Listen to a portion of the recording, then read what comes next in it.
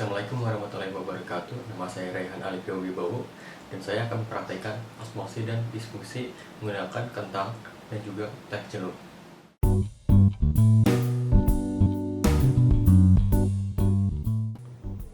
Pada dasarnya, difusi atau pembauran adalah peristiwa mengalirnya atau berpindahnya suatu zat dalam pelarut dari bagian berkonsentrasi tinggi ke bagian konsentrasi rendah. Sementara osmosis adalah perpindahan molekul pelarut melalui selaput semi-permeabel dari bagian yang lebih encer ke bagian lebih pekat, atau dari bagian konsentrasi pelarut rendah ke konsentrasi pelarut yang tinggi. Bahan-bahan yang akan saya gunakan adalah kentang, teh celup, garam dapur, gelas, air putih, dan air panas. Untuk alatnya adalah cutter, penggaris, dan stopwatch. Untuk percobaan osmosis ini, hal pertama yang akan kita lakukan adalah memotong kentang dengan ukuran panjang dan lebar yang sama.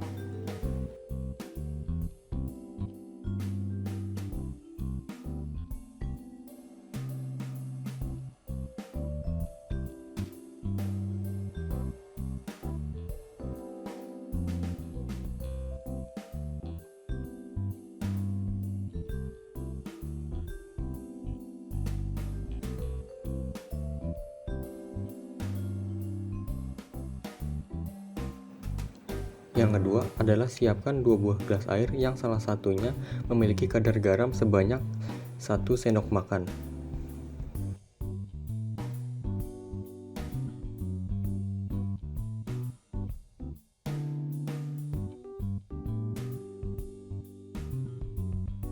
Lalu kita tunggu 15 sampai 30 menit.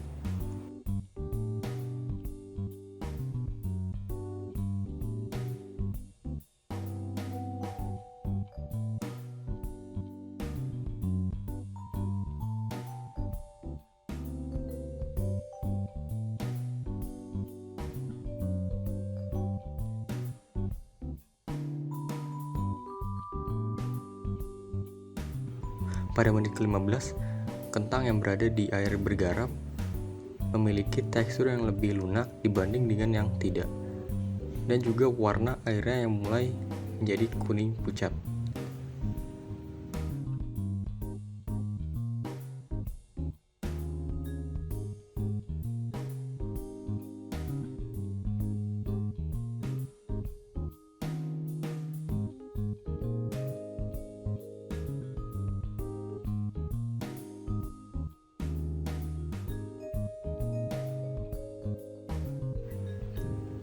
Dan pada menit 30, kentang yang berada di air bergaram sudah mulai lunak dan sulit dipatahkan, sementara kentang yang berada di air biasa masih saja keras. Warnanya juga lebih kuning kepucatan dibanding yang tidak.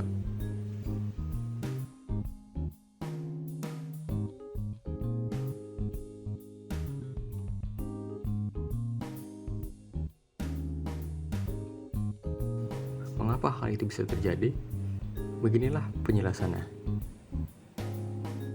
Oksidasi merupakan proses suatu zat di mana hal ini adalah kentang yang bersinggungan langsung dengan oksigen di udara. Dari proses oksidasi inilah yang menyebabkan warna kentang menjadi hitam. Oksidasi yang sama juga terjadi pada buah apel, sehingga kebanyakan orang setelah mengupas kentang lalu memasukkannya ke dalam air. Pada gelas A, diketahui tekstur kentang dari awal sampai setelah 30 menit direndam, teksturnya tetap keras. Pada gelas B, yaitu gelas yang berisi campuran air dan larutan garam, warna awal kentang sama yaitu kuning dan teksturnya keras.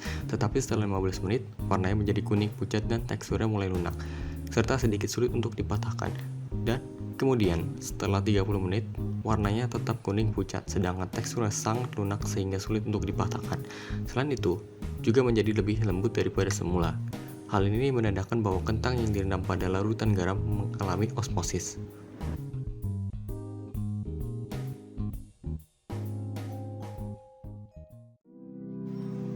Untuk difusi, kita akan menggunakan teh celup dengan menggunakan perbandingan antara air dingin dengan air panas.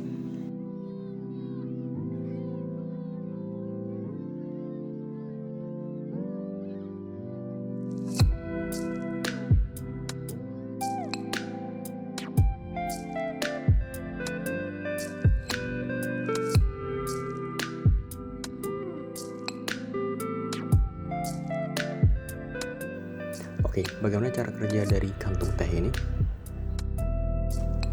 Kantung teh menyebarkan teh ke keseluruhan volume air di gelas meskipun tanpa diaduk, hingga kerapatan zat tersebut merata. Kantong teh yang dicelupkan ke air panas lebih cepat proses difusinya dibandingkan dengan air dingin. Kantung teh yang berada di air panas lebih cepat menyebarnya dibandingkan dengan air dingin. Ini dikarenakan oleh salah satu faktor yang mempengaruhi cara kerja difusi.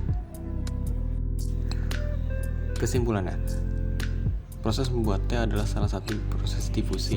Karena proses penyebaran molekul zat dari konsentrasi tinggi ke konsentrasi yang lebih rendah, maka membuat warna air menjadi kemerah-merahan. Faktor yang mempengaruhi proses difusi adalah suhu.